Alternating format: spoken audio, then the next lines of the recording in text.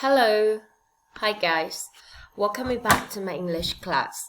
Now I'm going to help you to read a story which is called Go into the Farm.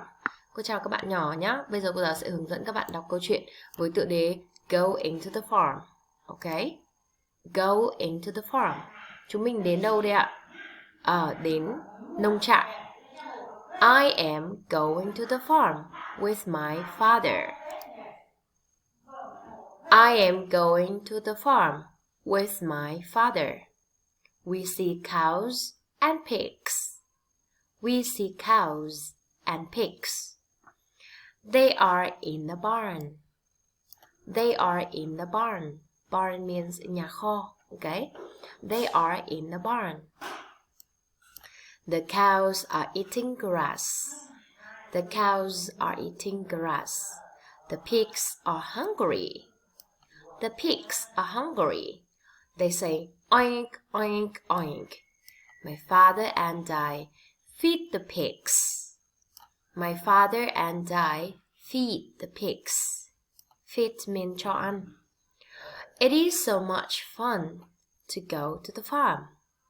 It is so much fun to go to the farm. Okay, now let's read again one more time. Các em nghe cô giáo đọc lại một lượt nữa nhé. Go into the farm. I am going to the farm with my father.